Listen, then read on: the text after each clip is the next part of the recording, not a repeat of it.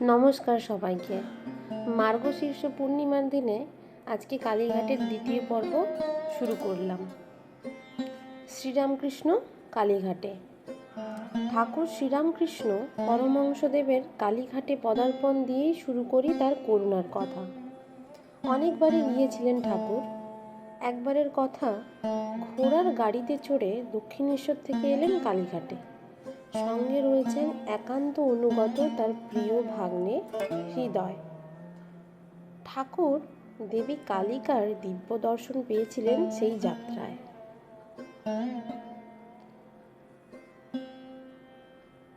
ঘোড়ার গাড়ি এসে থামল কালী মন্দিরের পূর্ব দ্বারে।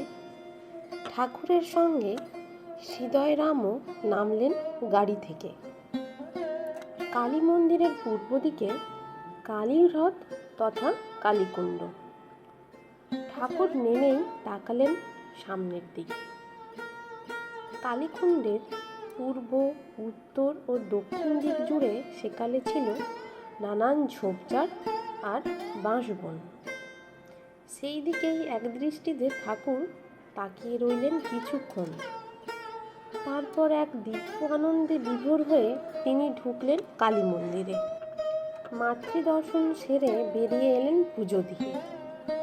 খানিক পরে ফেরার জন্য ঘোড়ার গাড়িতে ওঠার সময় ভাগ্নে হৃদয়রামকে বললেন, ওরে হৃদে, মাকে তখন দেখলুম জানিস, বালিকা বেশে,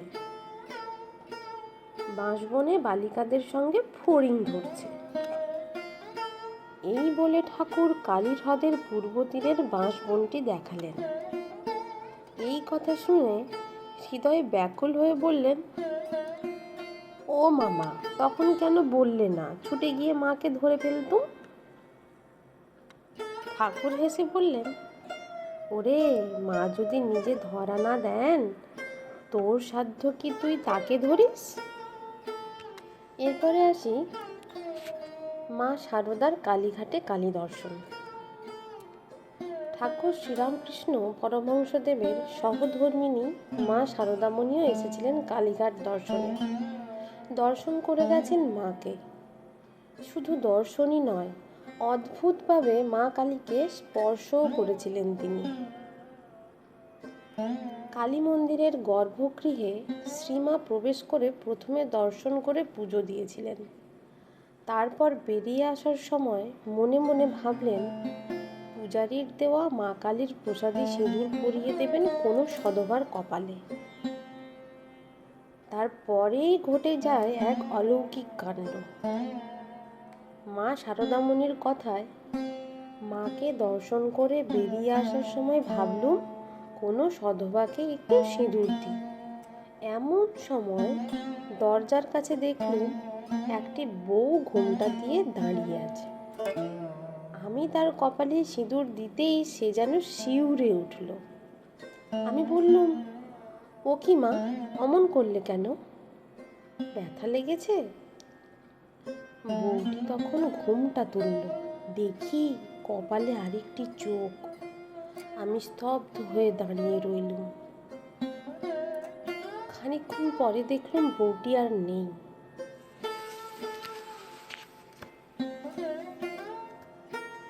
এরপরে আসি বিবেকানন্দের কালীঘাটে পদার্পণ। দক্ষিণেশ্বরের পূজারী ব্রাহ্মণের পদতল থেকে যার উত্থান, সেই নরেন্দ্র দত্ত তথা উত্তরকালের বিশ্ববিশ্রুত মুক্তপুরুষ স্বামী বিবেকানন্দ, যার জন্মসাল 1863 আর দেহ রাখেন 1902, এরই মধ্যেকার কথা। তিনিও এসেছিলেন কালীঘাট কালী দর্শনে। 1901 সালের, মানে যে বছর বিবেকানন্দের দেহ চলে যায় তার ঠিক 1 বছর আগে 1901 সালের ডিসেম্বর মাসে এলেন মা ভুবনেশ্বরী দেবীর সঙ্গে। ছোটবেলায় একবার কঠিন অসুখে পড়েছিলেন স্বামীজি। তখন দিশেহারা মা ভুবনেশ্বরী মানত করলেন কালীঘাটে মা কালীর কাছে, মা গো, মা, আমার নরেনের রোগ আরোগ্য করে দাও, সুস্থ হলে নরেনকে সঙ্গে নিয়ে কালীঘাটে গিয়ে তোমার পুজো দিয়ে আসবো। স্বামীজি কালীঘাটে এলেন বটে, তখন তিনি খুবই অসুস্থ, মায়ের অনুরোধেই এসেছিলেন।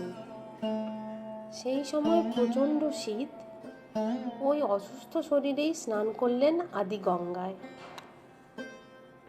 ভিজে কাপড়ে খালি গায়ে মায়ের সঙ্গে এলেন মন্দিরে। ভক্তি ভরে প্রবেশ করলেন গর্ভগৃহে। বেদান্তবাদে বিশ্বাসী জগৎজয়ী নরেন কালী বিগ্রহের সামনে এসে দাঁড়ালেন যেন ছোট্ট শিশু। দু চোখ বেয়ে নেমে এলো আনন্দের মন্দাকিনী ধারা। কালী দর্শনের পরম তৃপ্তিতে স্বামীজির মুখমণ্ডল ভরে উঠল এক অপার্থিব প্রশান্তিতে। ভাবে বিভোর হয়ে আত্মকাম সাধক মায়ের সামনে গড়াগড়ি দিলেন 3 বার, পরে বেরিয়ে এলেন গর্ভগৃহ থেকে। ধীর পায়ে মন্দির পরিক্রমা করলেন 7 বার। পারিবারিক নানা ঝঞ্ঝাট অসুবিধের জন্য এতদিন আসতে পারেননি মা ভুবনেশ্বরী। অসুস্থ স্বামীজি দেহরক্ষার মাত্র 7 মাস আগে জানতে পেরেছিলেন তার মায়ের এই মানতের কথা। এই মহাতীর্থ সম্পর্কে অগাধ বিশ্বাস, ভক্তি ও শ্রদ্ধায় অন্তর ভরা ছিল বেদান্তবাদে বিশ্বাসী বিবেকানন্দের। এবারে আসি কালীঘাটে মানত করে কালীপ্রসাদ কিভাবে তিনি এসেছিলেন। কালীপ্রসাদ মানে স্বামী অভেদানন্দ। ঠাকুর শ্রীরামকৃষ্ণের অন্তরঙ্গ লীলা পার্ষদ, তার তত্ত্বের অন্যতম ধারক ও বাহক ছিলেন স্বামী অভেদানন্দ। 1886 থেকে 1939 সাল। নতুন মানুষে তিনি রূপান্তরিত হয়েছিলেন আধ্যাত্মশিল্পী শ্রীরামকৃষ্ণের দিব্য হাতের স্পর্শে। তার সাধন জীবন ভাস্বর হয়ে উঠেছিল ত্যাগ, তিতিক্ষাময় তপস্যা, মনীষা, শাস্ত্রজ্ঞান ও বুদ্ধির দীপ্তিতে। স্বামী বিবেকানন্দের পর দীর্ঘ 25 বছর ধরে যিনি গুরু শ্রীরামকৃষ্ণের মহান আদর্শ ও বাণী পাশ্চাত্যে প্রচার করেছিলেন, তিনিও স্বামীজির মতো বৈদান্তিক জ্ঞান তাপস স্বামী অভেদানন্দ তথা কালী বেদান্তী। একসময় তিনিও এসেছিলেন কালীঘাটের কালী দর্শনে। পূর্বাশ্রমে তার নাম ছিল কালীপ্রসাদ।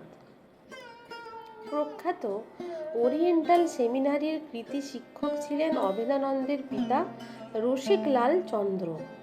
প্রায়ই যেতেন কালীঘাটের মন্দিরে, প্রার্থনা জানাতেন ধার্মিক পুত্রের জন্য। বিবাহের পর অনেক দিন কেটে যায়, কোনো পুত্র সন্তান না হওয়ায় কালীঘাটে এলেন কালীপ্রসাদের মা। পুত্র সন্তান কামনা করে মানত করলেন মা কালীর কাছে। পুত্র হলে বুক চিরে রক্ত দিয়ে পুজো দেবেন তিনি। মায়ের অন্তরের এই প্রার্থনা মঞ্জুর করেছিলেন সদা জাগ্রত কালীঘাটের কালী করুণাময়ী। পুত্র জন্মগ্রহণ করল যথাসময়ে। কালীর প্রসাদে জন্ম হওয়ায় বাবা তার নাম রাখলেন কালীপ্রসাদ।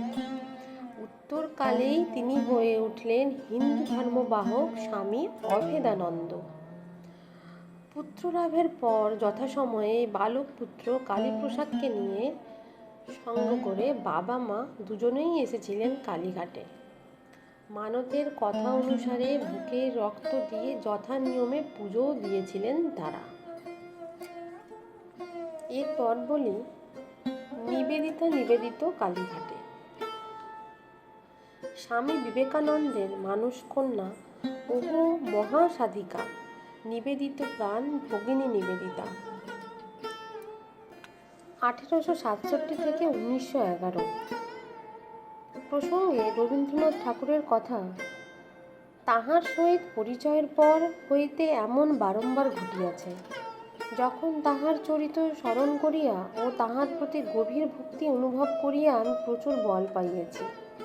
নিজেকে এমন করিয়া সম্পূর্ণ নিবেদন করিয়া দিবার আশ্চর্য শক্তি আর কোনো মানুষকে প্রত্যক্ষ করি নাই। ভগিনী নিবেদিতা কালীঘাটে এসেছিলেন 1899 সালের 28 মে রবিবার। বাংলার ছিল 15ই জ্যৈষ্ঠ 1306। তার পরম পূজ্যপাদ গুরু স্বামীজির আশীর্বাদ নিয়ে খালি পায়ে গর্ভমন্দিরে প্রবেশ করে মা কালীর দর্শন করেছিলেন পরম ভক্তি ভরে।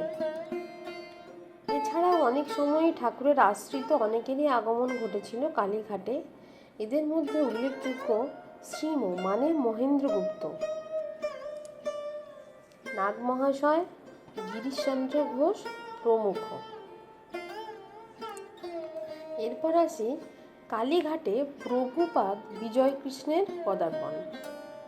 1891 সালের বাংলা তথা 1298 সালের অগ্রহায়ণ মাসের কথা। ভারত বরেণ্য মহাপুরুষ প্রভুপাদ বিজয়কৃষ্ণ গোস্বামী এলেন কালীঘাটে।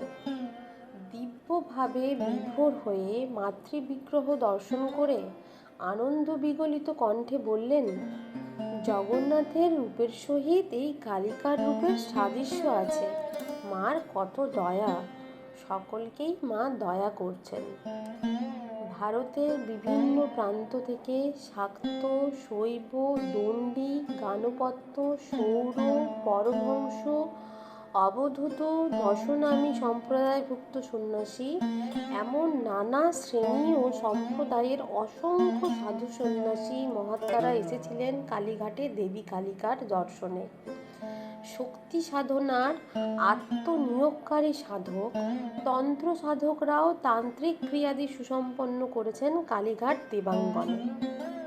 এই মহাতীর্থে অতীতে একসময় পদধূলি পড়েছে আনন্দময়ী মা ভোলানন্দ গিরি মহারাজ, স্বামী পূর্ণানন্দ, ব্রজবিদেহী মহন্ত স্বামী সন্তদাস বাবাজি মহারাজ, শ্রীরাম ঠাকুর প্রমুখ ভারত বরেণ্য সাধক সাধিকাদের। এছাড়াও কালীঘাটে এসে তার করুণা লাভ করেছেন এদেশের অসংখ্য বিশিষ্ট মহাত্মা ও মনীষীরা। সেকালের মতো একালেও প্রতি বছর ভারতের নানা প্রান্ত থেকে গঙ্গাসাগর মেলায় আসেন বিভিন্ন সম্প্রদায়ের অগণিত মহাত্মা ও সাধু সন্ন্যাসী। কেউ সাগর স্নান সেরে ডেরায় ফেরার পথে, কেউ বা সাগরে যাওয়ার আগেই মহাতীর্থ কালীঘাটে এসে কালী দর্শন করে চলে যান যে যার অভীষ্ট পথে। তো আজকে শেষ হলো আমাদের কালীঘাট সম্পর্কে বলা। আশা করি যারা শুনছেন তারা অনেকেই কালীঘাটে গেছেন। কালীঘাটে মায়ের অপরূপ দর্শন সবাই সেরেছেন। চলুন পরবর্তী পর্যায়ে নিয়ে আসবো আমাদের বাংলার শ্বেতকালী নিয়ে। বাংলাতে 3টে শ্বেতকালী রয়েছে। পরবর্তী পর্বে যেটি নিয়ে আসতে চলেছি সেটিও শুনবেন, আপনাদের খুবই ভালো লাগবে। এই যে কালীঘাটের দ্বিতীয় পর্ব এবং প্রথম পর্ব যেটি শুনলাম, আপনাদেরকে শোনালাম, সেটি হেডফোনে শুনবেন, খুবই ভালো লাগবে শুনতে। আশা করি আপনাদের সবাইকে। আপনারা সবাই সুস্থ থাকুন, ভালো থাকুন, আনন্দে থাকুন। আজকের মতো চলি।